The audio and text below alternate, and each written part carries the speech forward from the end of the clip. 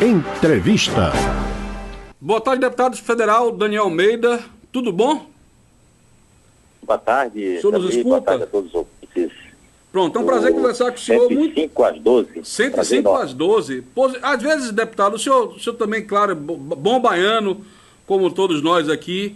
A gente começa o programa que especialmente eu, né? Eu dou bom dia, porque na Bahia só é boa tarde depois que a gente almoça. O senhor também é assim? Também é assim, só que depois que pega o pirão é que a gente fica à vontade para dizer boa tarde. Mas como às vezes a gente só consegue almoçar 3 horas da tarde, então a gente tem que ficar sintonizado com o relógio também. Positivo, deputado. Muita coisa acontecendo em Brasília. Hoje o Senado vai votar o projeto de lei de conversão da medida provisória 936, que foi uma maneira encontrada para preservar os empregos em meio a essa pandemia. É uma medida provisória polêmica. Essa MP já foi aprovada pela Câmara, né, onde o senhor trabalha. O senhor foi um dos deputados que apoiou, propondo até uma emenda. O senhor poderia explicar por que ela é tão importante nesse momento e por que deve ser aprovada no Senado? Eu acho que ela será aprovada hoje, provavelmente ela será aprovada do jeito que saiu da Câmara e, se for assim, agiliza a aprovação e encaminha-se imediatamente para a sanção do presidente da República. Qual é o conteúdo dessa medida provisória? É a garantia de que aquelas pessoas que não estão exercendo a atividade agora, porque não têm atividade produtiva, possam ter a jornada reduzida ou a suspensão do contrato, quando for a jornada reduzida por até 3 meses, e quando for a suspensão do contrato de trabalho por até 2 meses, e o governo paga esta remuneração, porque as empresas não estão em condições de fazer esse pagamento por falta de faturamento. E não é correto as pessoas perderem o emprego. Então, esta é a garantia, é uma proteção ao emprego nesse período de pandemia. Também, nessa medida provisória, nós estamos restabelecendo uma garantia para os trabalhadores que têm convenção do acordo coletivo de trabalho e que vencem nesse período da pandemia, que essas convenções de acordos coletivos não deixem de ter validade. Ou seja, cláusulas como, sei lá, auxílio, moradia, alimentação, direito ao transporte, assistência médica, coisas assim que são nas convenções ou nos acordos coletivos, se esses acordos forem vencidos agora, essas cláusulas continuam em vigência, continua sendo válida. Também estabelecemos a necessidade da negociação coletiva. O governo queria que todo o entendimento fosse individual, direto do patrão com o trabalhador. Se preservou alguma coisa sobre isso, mas onde tiver acordo coletivo, prevalece o acordo coletivo, né, sobre a negociação individual, fortalecendo assim a negociação entre trabalhadores e empregadores, né? Então é uma medida muito importante para que a gente não tenha um agravamento ainda maior da crise provocada pela pandemia. Deputado, eu acho interessante. Agora, uma coisa uma dúvida que fica em relação a essa questão, porque, por exemplo, nós já temos uma CLT fragilizada pelas reformas que passaram aí em Brasília, né? O senhor foi militante ferrenho de tudo isso aí, né? Mas, infelizmente, a reforma veio, a reforma trabalhista, e já tem uma CLT meio fragilizada. Você não acha que abrir esse precedente, porque, por exemplo, tem pessoas que estão sendo acolhidas pelas medidas do governo. Eu tava o barbeiro está funcionando agendado, né? E ele comentando que um cliente dele era cobrador. E uma das cidades que ele trabalhava, medida restritiva, não pode entrar ninguém lá. Então a empresa colocou para fora, quer dizer, encostou os caras, pagando um percentual do salário e o governo outro percentual. Depois a empresa não estava regular e ele está sem receber nada. Então, assim, alguns são acolhidos e outros não. Não há um risco nessa questão, nessa medida? Olha, é melhor ter um contrato suspenso e o trabalhador não ter perda ou ter uma redução e também não ter perda, ter uma recomposição dessas horas que ele deixou de trabalhar e garantir o emprego do que ficar a mercê da relação apenas entre o patrão e o empregador. É como coisa emergencial, somente para esse período da pandemia, eu acho que é uma solução necessária, né?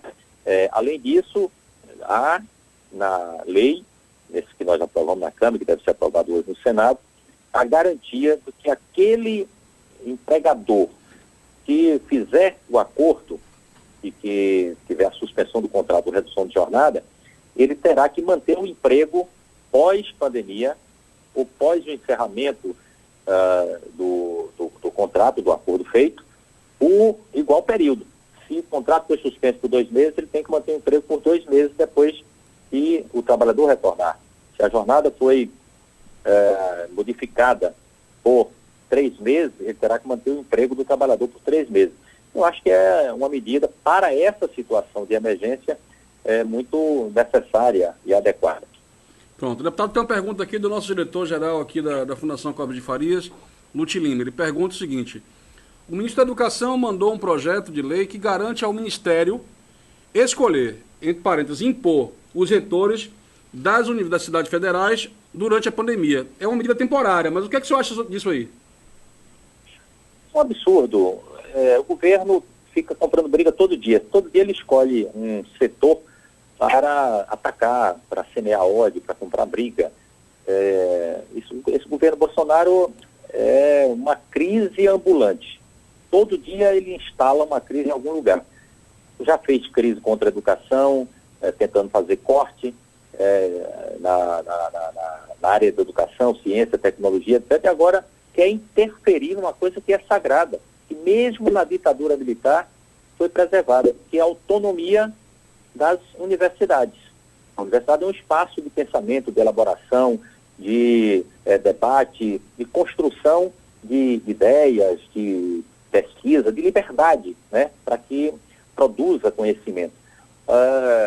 Por isso tem autonomia. Essa medida, seguramente, ela não prosperará. Nós vamos ver no Congresso que iniciativa nós podemos tomar para impedir que ela vigore, e eu acho que também haverão medidas judiciais para se contrapor a isso. É uma coisa absurda, autoritária. A gente está conversando, você que ligou o rádio agora, nós estamos conversando com o deputado federal Daniel Almeida, do PCdoB, sobre a situação em Brasília, sobre as posições do governo em relação à pandemia. Deputado, a Bahia está sendo palco, né, para o Brasil inteiro em relação ao bom relacionamento entre o governador e os prefeitos, especialmente o prefeito da capital. Rui Costa, PT, Neto, ACM Neto, Democratas, e nunca se viu tanta harmonia, tanta ação orquestrada, tanta amizade, entre aspas, quanto se vê hoje aqui na Bahia. O senhor, em Brasília, está acontecendo a mesma coisa? O que é que o senhor acha disso?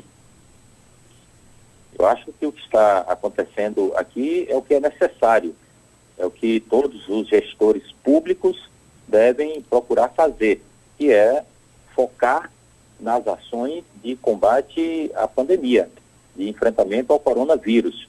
Não tem nada que possa ser mais importante do que a preservação da vida das pessoas e, ao mesmo tempo, preservar empregos, preservar os direitos sociais das pessoas terem acesso à alimentação, como a gente fez, renda emergencial, uma opção de coisas que as pessoas têm direito de ter, de proteção da nossa economia, mas focado na proteção da vida. Então, é superar as diferenças políticas agora e fazer um plano calcado na ciência, no conhecimento, que é garantir distanciamento, as ações para o enfrentamento. Eu acho que o governo do Estado está fazendo isso, não só com a Prefeitura de Salvador, mas com todas as prefeituras pela Bahia fora, independente de quem seja o partido que está à frente da Prefeitura em cada um dos municípios, acho que é salutar, e lamentamos muito que o governo federal não tenha feito isso. O governo federal o tempo inteiro nega a cumprir o papel que é do governo federal,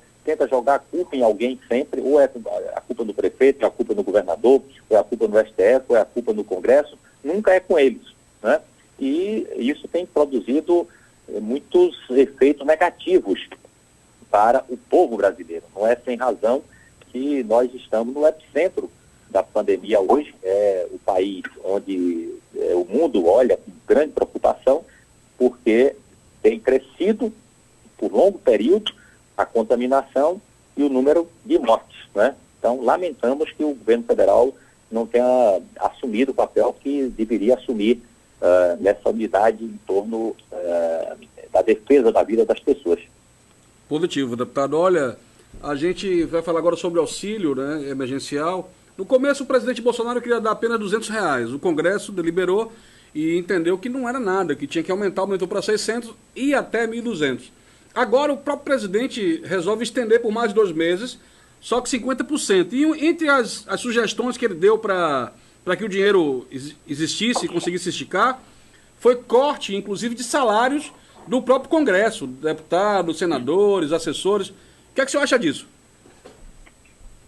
Eu acho que vai ser necessário estender a renda emergencial por mais tempo, não tenho a menor dúvida. Infelizmente, nós não temos ainda um horizonte claro de quando vai ser possível as atividades voltarem minimamente ao normal. Seguramente mais uns 2 ou 3 meses aí, nós estamos ainda no epicentro desse enfrentamento, as pessoas não vão conseguir trabalhar e, portanto, a renda emergencial precisa ser estendida. A lei que nós aprovamos, que realmente você disse, ele mandou para lá uma proposta de R$ 200, o Congresso aprovou 600 e chegando até 1.200 para algumas pessoas, né? Essa lei não permite modificação para que a renda seja restringida a R$ 300. O que está previsto é a prorrogação desse benefício até o limite de 31 de dezembro desse ano, quando, vamos dizer assim, se espera já ter um controle da pandemia, e é o que a lei que declarou o Brasil em estado de calamidade pública tem como prazo. Deputado, só então, nós esperamos que haja prorrogação e que a prorrogação seja, no mínimo, no patamar de R$ 600, né? Deixa eu interromper o senhor rapidinho aqui, deputado. Que a gente espera. Agora, as fontes de pagamento disso, é uma bobagem o presidente ficar falando isso. Claro que você pode fazer cortes de salários mais elevados, não tem problema nenhum fazer isso. Acho até que a gente pode fazer essa discussão. A Câmara, o Rodrigo Maia tem informado que ele está economizando em torno de 150, 160 milhões todo mês, repassando para a União para cuidar das ações do combate ao coronavírus, né? Agora, dinheiro existe e só tem na União. Todas as nações do mundo, Luiz, estão fazendo investimentos para preservar a vida e combater o coronavírus. Os investimentos chegam, em alguns casos, a 10% do PIB. Em outros casos, países semelhantes ao Brasil, está num patamar de 4% a 5% do PIB. Aqui, tudo que a gente aprovou não chega a 2,5%. E o governo até agora não pagou nem 30% disso. Ele tem atrasado, tem retardado, tem criado dificuldade para cumprir aquilo que nós estamos definindo no Congresso, que são coisas emergenciais, como, por exemplo, o crédito para as micro e pequenas empresas. Então, o dinheiro existe. Vem de onde? Os países em crise, em guerra, emitem moeda, fazem emissão de títulos, usa o Caixa Único do Tesouro. Lá no Caixa Único do Tesouro, para equilibrar o sistema financeiro, nós temos em torno de 1,3 trilhões. É muito dinheiro, né? Tem reservas internacionais em torno de 300 bilhões de dólares. Então, existe recurso. O que está faltando é a vontade do presidente da República de fazer aquilo que tem que fazer, que é tomar a decisão de fazer os investimentos no combate ao coronavírus. Bom saber. Obrigado, deputado. Você que ligou o rádio agora, nós estamos conversando com o deputado federal Daniel Almeida, do PCdoB, ele que é do PCdoB da Bahia, baiano. Deputado, eu não podia terminar essa conversa, claro, sem perguntar sobre o cenário político da nossa cidade. Vocês têm candidato aqui, é Olívia Santana. Eu quero saber quem é o vice ou a vice de Olívia Santana. Eu acho que o senhor não vai me dizer isso, com certeza. Mas como é que está a campanha? A gente sabe que não vamos falar de política agora, mas tem que falar de política. Vai ter campanha, vai ter eleição, vai ter, no máximo até dezembro, mas vai ter. O que é que o senhor acha aí que vai acontecer em Salvador? É isso, Zé Luiz. Vai ter eleição, é necessário ter eleição, nós não podemos interromper o processo democrático. Tem possibilidade da eleição ser mudada para o final de novembro, segundo turno no início de dezembro. Isso não está certo. Até o final desse mês de junho nós teremos essa deliberação. Pode ser que ela aconteça mesmo ainda no dia 4 de outubro. E nós estamos conversando, fazendo muitos contatos com a candidatura de Olívia, né, que não tenho dúvida é o nome assim, mais expressivo, com maior identidade com a cidade, com maior característica de renovação, de pensar a cidade como um todo, a cidade com tantas desigualdades. Nós precisamos de fazer um governo, um projeto e um governo que consiga atuar na superação dessas desigualdades. Pós-pandemia, a crise vai aumentar para os mais pobres. Olívia vem daí, tem essa origem, passou por várias funções públicas, seja no legislativo, seja no executivo, sempre com muita qualidade, vem desse movimento social. Hoje levanta-se no mundo a necessidade de enfrentar o racismo, né, que é tão forte, que exclui tanta gente, e Olívia tem também essa abordagem, que é fundamental para uma cidade como Salvador. Então nós estamos muito animados com o projeto que estamos construindo. É uma candidatura que se consolida e não há nenhuma hipótese dela não ser candidata, e temos conversado com muitos parceiros para buscar o apoio. A vice será definida lá na frente, sempre quando está mais perto das convenções. Então, até meio do mês de julho é que nós estamos assim na fase mais de maior debate sobre o assunto, de maior intensidade e de maior possibilidade de deliberação. Mas tem muita gente nos procurando, conversando com essa possibilidade de fazermos aliança e indicar a vice. Obrigado, deputado. A gente agradece aí a sua entrevista e que o senhor continue trabalhando aí por nós baianos em Brasília. Muito obrigado.